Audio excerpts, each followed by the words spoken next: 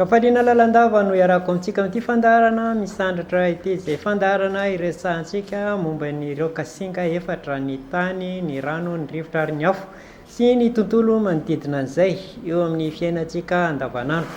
Tato ato isika dia miezaka manazava an'izay tontolo manodidina ny kasinga efatra izay sy ny fifandraisany eo amin'ireo resaka vintana. Ka dia androany antsika dia resaka momba ny ady zaozy na antsoina ihany koa hoe Gémeaux sy ny tontolo manodidina izay le resaka hoe kasinga efatra izay. Ankafaliana lalandavo iaho no iarahako aminareo. Rarikony soa, rarikony tsara amintsika jiaby, samy ahita ny tadiaviny, samy ahazo izay ilainy. Somary malomaloka ny andro androany kanefa tsy mahatambana ny zavatra ataontsika zany, tsy mahasakana ny zavatra tiantsika omena, mameno soasoa sy ny tsaratsara antsika lalandava ny tenanay. Naiza misy ianao na eo am-pihinanakany ianao amin'izao fotoana izao, mirary ianao mazoto homana izay, na any am-piasana ianao amin'izao ora izao, mirary ianao havita asa soamantsara izay, na eny am-pandanana ianao dia mirary ianao tonga soa amin'ny toerana misy ianao. Ary raha ohatra ka mbola eny am-bazary ianao dia engany ahitany tsara sy ny kanto ka ho sakafo mendrika no mamenao ny tokantranonao androany. Izay ny firarian-tsoa, firariana tsara. Ankoatran'izay dia engany samy ahitany vady izay tiany ho an'ireo izay tsy manam-bady, ahita ny vola izay tadiavin'ireo izay tsy manam-bola ka mitady vola, ahita asa ireo izay tsy mitady asa, ary ahita fahasalamana kosa ireo izay mitady fahasalamana zadiny fa ny voalohan-karena hono dia ny fahasalamana. Ka dia mirary fahasalamana feno antsika jiaby ny tenanay, samy ho tahin'ilay nahary eny antsika ka ho salama tsy marofo. Izay ny fifampiarabana sy ny firarian-tsoa satria na fisakin'ilay aloha dia nirariny tsara, ka dia mirariny tsara, mirariny soa ny tenanay ho anareo, ho antsika jiaby izay manaraka sy mpankafy an'izao fandarana izao. Araka ny teneniko teo dia hoe ny fandarana misandratra dia resahantsika amin'ireo kasinga efatra. Efa nentsika teotiany zany reo mikasika ny afo mitarika. Androany rentsika dia resaka momba ny vintana hoe ny rivotra manova. Izay zany no entiko eto androany, rivotra manova, sady efa rivotra izy efa mandeha tsy mipetraka zany, mbola manova ihany koa, milaza zavatra ngeda-be na izay titre izay fotsiny ary na izay lohateny izay fotsiny dia efa milaza ny hevitra tianambara amin'izay rivotra manova izay. Fantatrantsika amin'ny anarany hoe Gémeaux na hoe ady zaozy, izay izy angamba tena mazava tsara. Izay zany hoe zahany ho velabelarina sy ho azavaina amintsika eto androany hoe inona marina moa izany ataontsika hoe ady zaozy na Gémeaux na hoe rivotra manova izay. Raha tamin'ny fandarana antsika taloha dia mikasika ny toetra no nanasongadinana an'izay rivotra manova izay, fa androany kosa antsika dia eo amin'ny vintana no hitondrana azy, zany hoe le vanim-potoana naterahan'le olona zany no entina nazavana an'izay le kasinga rivotra manova izay. Raha tamin'ny andro taloha ny hevitra tsy dia misy fiovana betsaka loatra raha tamin'le fandarana nentinay, kanefa eto kosa miditra manazava bebe kokoa eo amin'ny toetran'le olona izay teraka mandritra amin'ny vanim-potoana nisy resaka rivotra manova io. Tamin'iny fotoana iny tsika laza misy toerana manova, misy olona, misy asa, dia mitovitovy amin'izay ihany izy, fa eto zany dia ny hoe inona ny toetran'ny olona sy ny mombamomba fiainan'olona manana an'izay rivotra manova izay. Raha ny rivotra manova moa zany dia ireo olona izay teraka manodidina ny faha-raika amby roapolo volana Mai ka hatramin'ny faha-raika amby roapolo volana Jona no atao hoe rivotra manova na antsoina hoe Gémeaux na antsoina hoe ady zaozy.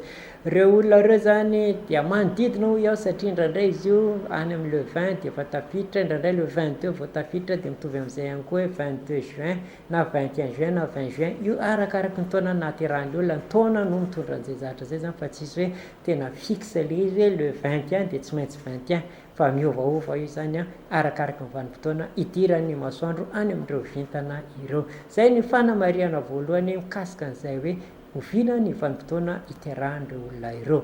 Ireo olona rehetra izay teraka eo anelanelan'ireo vanim-potoana ireo zany 21 Mai ka hatramin'ny 21 juin dia antsoina hoe rivotra manova, na antsoina ihany koa hoe ady zaozy, na antsointsika ihany koa hoe Gémeaux. Izay no tapany voalohany ahafantarantsika iza no azavaina eto amintsika, iza no vahintsika amin'ilay toetra izay hoentiny eto androany. Raha hoentintsika azavaina bebe zany izay dia ao anatin'ny kasinga miabo ny rivotra manova. Efa nazavaina teto hoe ny afo sy ny rivotra dia miabo, ary ny olona miabo dia olona tsy madigny raha ela, olona mailamailaka, olona tia miteny, tia mamoaka ny ao am-pony sy ny endrika aty ivelany. Indray mijery azy ianao dia fantatrao zany hoe inona ny zavatra eritreretiny sy inona ny ao am-pony. Raha amin'ny teny vazaha zany dia extra zany tonga dia hitantsika avy ety ivelany ny zavatra ao anaty lohany. Maimaika tsy mahadigny raha ela, somary basivava. Zay zany ny voalohany indrindra ahafahana mamaritra an'ireo le antsointsika hoe rivotra manova na antsoina ihany koa hoe Gémeaux na antsoina hoe Atzos. Manarakaraka an'izay dia vintana rivotra izy io. Ny vintana rivotra antsika dia olona manana toe-tsaina mifandray, tia mifandray amin'olona, tia miresaka, tia mandeha. Zay zany anisan'ny iavahan'izy ireo eo amin'ireo vintana 12. Zany hoe resaka communication, resaka relation, resaka commerce zany dia ry zareo no manao azy. Ny fifandraisana, ny fifampiresahana, ny leha, ny varotra. Anisan'ny olona manana saina kinga ihany koa ry zareo, ary anisan'ny olona manana fahaiza-manao eo amin'izay le resaka teny izay. Ny Gémeaux zany na ny Atzos na ny vintana manova dia olona natokana hivarotra, olona natokana hiresaka, olona natokana handeha. Ireo sehatra ireo zany no velabelantsika dia mazava antsika izy ireo eo amin'ny sehatra rehetra zany, na ara-pitiavana io, na eo amin'ny resaka asa io, na resaka fianarana io, na resaka fialamboly eo atao. Olona mana-talenta eo amin'ny resaka fifampitenenana. Ny ankoatran'izay amin'ny marivotra azy zay dia manana talenta manokana izy mitovy amin'ny rivotra rehetra mandeha, tsy mipetraka mihitsy, tsy ary nahita rivotsika ka mijanona raha tsy atao anaty baolina angamba, dia mandeha lava ihany koa zany ireo olona natokana handeha. Ny anisan'ny zavatra ananan'izy ireo ihany koa dia voafehin'ny kintana antsoina hoe mercure zareo. Ny mercure io zany dia kintana misahana momba ny saina, zany hoe akoatra ny maha mandeha fifandraisana varotra zay dia manana saina kinga ry zareo, manana saina tia karokaroka izy ireo, manana saina afaka manonofinofy zavatra tsara izy ireo, malakilaky kokoa zany zareo amin'ireo fandinihana, fandalinana, fakana eutra. Saingy ny olana kely fotsiny dia tsy maharopery, misy zavatra maimaika, misy zavatra malakilaky, tsy manana fifatohana ela na hoe concentration ela, tsy mahavita mifantoka ela ry zareo zany, fa raha zavatra maimaika dia ao anaty kapokany tsara. Io kintana antsoina mercure ihany koa dia anatin'ny sehatry ny mana-talenta eo amin'ny resaka kanto, zany hoe ny resaka loko, ny resaka hira, ny resaka hosodoko, ny resaka poème dia anisan'ny talentan'izy ireo.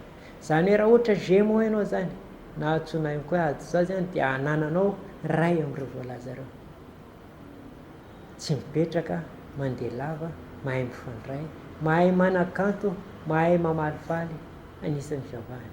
Ny olona tena mana-talenta eo amin'izay resaka fiarahamonina sy fifandraisana izay. Olona mora faly kanefa olona mora tsirena, olona tia miresaka sy mianiany kanefa olona mora teritra sy tsy matanty kritika. Zay zany no anisan'ny olana amin'izy ireo, dia noho izy ireo tsy dia matanty fanakianana be loatra, nefa tia manakiana. Ny olana ray faharoa dia olona tsy matombona amin'ny zavatra anankiray, tia ny atao daholo ny zavatra rehetra, ray, roa, telo, efatra, kanefa tsisy todiny io, ny anankiray amin'ny ihany ny todiny. Dia zavatra zay zany ilan'izy ireo fitandremana goavana rehefa manao zavatra izy, atao aloha ny anankiray, fitaina ny anankiray, zay vao. Ary anatin'izay ihany koa ny fianarana maka concentration, mila maximum de concentration izy, zany hoe mila mifantoka ela kokoa zareo, mianatra mifantoka maharitra kokoa.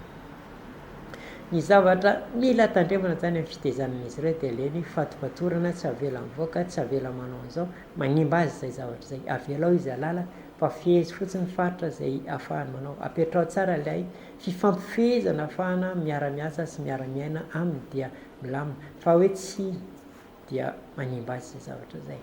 Olona rivotra io, olona natao handeha, olona natao hiteny, olona natao hifandray, kanefa feranao ny teniny, feranao ny raisiny, feranao ny lalana alehany dia manimba azy izany. Zay ny mikasika ny toetra mombamomba azy raha eo amin'ny toe-batana dia olona madinidinika ireo amin'ny ankapobeny, mahalana ireo zany tena ngeda be, olona somary maranidranitra ary olona natao karazany hoe olona sarika lalandava, olona meme lalandava, olona natao ampime anasarika lalandava izy ireo.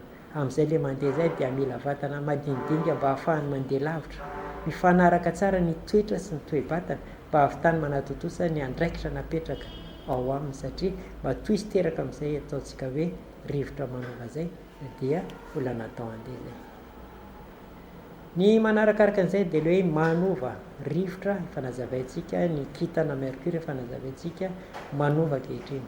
Ny manova zany dia misy dingana maromaro no efa nitenentsika teto: ny mitarika, ny mikolokolo ary ny manova. Ny mitarika hotsika dia olona natao ametraka zay zavatra hitany, zavatra misy ary zavatra any. Ny mikolokolo itsika dia manatsara ny endrika misy eo amin'ny zavatra anankiray, manatsara le hevi-dehibe ao anatiny ao ihany fa nasiany haingony, nasiany endriny mba ho tsaratsara kokoa. Ary amin'izay mampanova an'izay zany le fahatelo farany dia olona anova ny zavatra anankiray le anatiny, lay fony mihitsy novainy ho lasa zavatra vaovao. Io moa entinay foana manambara hoe reo lay vanim-potoana efatra reo, ho an'ny mpitariko ihany dia valim-potoana efatra zay misy fitariana ny vanim-potoana no napetraka ainy: ny ririnina, ny lohataona, ny asara dia ny fahavaratra, fiatombohan'ireo. Fa ny manova kosa dia famarana, zany hoe avy any amin'ny farany hiditra n'ilay fiovana vaovao. Ny manova zany dia mpamarana ary manatsara n'ilay farany mbo lasa endrika vaovao. Misy endrika be da be no azo mena an'izay zavatra zay, ohatra zany avy any amin'ny bisikileta lasa any amin'ny moto. Ny mikolokolo zany dia ny bisikileta ihany no hatsarainy, ny endriny lasa tsara tarehy. Fa ny manova zany dia avy any amin'ny bisikileta izy no miova ho lasa moto. Dia azontsika angamba ny hevitra tiana itenenina ao anatin'izay manova zay, tena miova tanteraka le izy, mbola bisikileta ihany io kanefa manana aina sy mandeha mafimafy sy tsaratsara kokoa ary lavidavitra kokoa. Fa saingy tsy le bisikileta taloha intsony, tsy le voizina intsony. Dia mitovy amin'izay zany le tiana itenenina eto amin'ity resaka Gémeaux ity, zany hoe le hevi-dehibe le izy mbola ao ihany kanefa niova tanteraka le izy, nisy zavatra niova tanteraka, nisy zavatra nifarana atao ary nisy zavatra vaovao no nitranga ao anatin'le izy. Dia ohatrohatran'izay na hoe avy any amin'ny tomobile deux chevaux antsika nandeha any amin'ny 4x4, mbola tomobile ihany fa tsy tomobile kely intsony fa efa lasa 4x4. Na avy any amin'ny 4x4 mandeha amin'ny camion, misy zavatra nifarana atao, mbola mitohy iny kanefa misy zava-baovao indray niforony. Dia ohatran'izay zany no tiana hiambara amin'izay manova zay. Zay zany no entina nazavana hoe inona no zavatra miandry an'ireo antsointsika hoe manova, inona ny talenta ananany ary aiza ny lalana isorany. Anisany toetra hiavahana eo amin'izay le kasinga zay zany ny rivotra manova azy. Io moa zany le manova efa nitenentsika fa misy efatra ihany koa ny eo amin'ny eskajiny manova, dia ny Gémeaux ny resahantsika na ny Ajizaozy, dia ny faharoa manarakaraka an'izay zany ny asombola na ny hoe vierge, dia ny fahatelo dia ny alakosy na ny sagittaire, ary ny farany dia ny alontsy na ny poisson. Ireo zany no manova, ireo zany dia mitransforme tanteraka ny vanim-potoana misy amintsika. Ka zay zany ny tohitra ananan'izy ireo dia ny manova tanteraka, ny tsy mipetraka mihitsy, tsy matombotsirika, tia manao zavatra maro, tia mianiany, mana-talenta mivarotra, mana-talenta amin'ny saina, mana-talenta amin'ny resaka fandehanana sy fifandraisana ary fialamboly. Zay zany izy raha ohatra tsorintsika ny toetra n'ireo Gémeaux ireo, na ny rivotra manova na ny antsointsika ihany koa hoe ny Gémeaux Ajizaozy. Zay izy raha ohatra ny toetra no resahantsika: olona tia mampime, olona tia mianiany, olona tia manafalifaly ny olona manodidina azy, olona tsy matombona amin'ny toerana anankiray, tia ny atao daholo ny zavatra rehetra kanefa tsisy vita ny zavatra rehetra, olona kinga saina saingy tsy mahavita maharimpery hiaritra ny fianarany iny eo fa ianarany dia lany, ary zay no olana misy eo aminy. Eo amin'ny sehatry ny fiarahamonina dia olona farany izay mahafinaritra eo amin'ny fiarahamonina izy, olona tia ny fiarahamonina izy, olona mifandray amin'olona be da be izy, ary satry ny olona dia akaiky eo foana izy satria mahay mampime izy, mahay mampiresaka izy, mahay mikabary izy, kinga saina izy, mahita vahaolana amin'ny zavatra rehetra izy. Anisan'ny olona mahafinaritra eo amin'ny fiarahamonina izy zany, anisan'ny olona ilaina eo amin'ny fiarahamonina ihany koa izy, ary anisan'ny olona manamaivamaivana ny fiainana eo amin'ny fiarahamonina izy. Izay zany eo amin'ny fiarahamonina dia anisan'ny olona tena azo tsapain-tanana ny zavatra entiny eo amin'ny lafiny ara-tsosialy. Zay ny fipetrany eo amin'ny fiarahamonina. Ao tokantrano dia mitovy amin'izay ihany koa, olona mahay mifandray amin'ny tokantrano izy, olona mahay mampifandray ny olona ao anaty tokantrano izy, mila mitandrina fotsiny izy sao dia tia resaka loatra dia lasa mandaingana, lasa mampiady olona. Zay ihany zany mila tandreman'ny olona ao anatin'izay le hoe rivotra mikolokolo zay, mba tsy hotody amin'izay resaka fampidivana na resaka fandainganana, resaka alatra zay zany, zay no mila tandremany eo amin'ny sehatra ny fiarahamonina. Zany hoe tia raha loatra izy dia lasa miteraka zavatra visatra ho an'ny fiarahamonina indray raha tsy mahay. Raha eo amin'ny sehatry ny fitiavana dia mila mitandrina ihany koa izy ireo, zany hoe manana toetra tanora lalandava, mailamailaka lalandava, kingakinga lalandava, tsy mety antitra mihitsy, ary olona somary azo lazaina jejy any izy amin'ny ankapobeny. Raha ohatra ka eo amin'ny vatany ny ajejovany dia tsy olana, indraindray tafitatra hatrany amin'ilay olona tiany dia lasa iriny daholo zany zay tsaratsara rehetra, tiany ho azy daholo zay tsaratsara rehetra. Dia zay zavatra zay zany mila tandreman'ny rivotra manova, na hoe Gémeaux, na hoe ny Atsy. Mila mitandrina be izy amin'ilay fitiavana be dia be, fitiavany olona rehetra, fitiavana mifandray amin'olona, zay betsaka ny olona mifandray aminy. Ka raha tsy mitandrina izy zany dia lasa makaray roa telo amin'ireo olona zay mifanerasera azy, satria mahafinaritra miresaka azy, mahay miresaka izy, mahay manangisangy izy, mahay mifandray amin'olona izy, dia eo akaiky mitovy misy olona foana satry ny olona reo. Ary raha eny anatin'ny fahatandrana izy zany dia tena tia ny tanora izy, satria ny tanora dia mila zay fafinaretana sy fifaliana zay lalandava. Mila mitandrina izy zany eo amin'ny sehatry ny fitiavana, hanambady, hananjanaka saingy mampirafy, ary misara-panambadiana raha vao tsy mitandrina, ary misaraka indray indroa intelo raha tsy, indrindra fa ny lehilahy izay manana ny vintana ajozazy. Misy karazany roa ny ajozazy, misy ilay endry izay mikatsaka ny tsara sy ny soa, ary misy ilay maditra izay manova lalandava ary tsy mahavita ininona. Ka zay zavatra zay zany vintana ajozazy azy, misy karazany roa, ka ny ajozazy endry zany dia idéaly sy modely amin'ny fiarahamonina, fa ny ajozazy maditra kosa dia enatry ny fianakaviany, satria tsisy zavatra todiny ataony, be resaka izy, mampiady olona izy, mandainga izy, lava tongotra izy. Ary zay le tenentsika teo zay zany hoe raha tsy mitandrina dia lasany amin'ny alatra, lasany amin'ny fitaka, lasany amin'ny olona farany zay atahorana eo amin'ny fiarahamonina, lasa lehibe ny mpangalatra, satria kinga saina izy, araka le niteneniko rivoalohany, kinga saina mahay miresaka. Zay raha raisitsika eo amin'ny sehatry ny fitiavana sy ny fiarahamonina.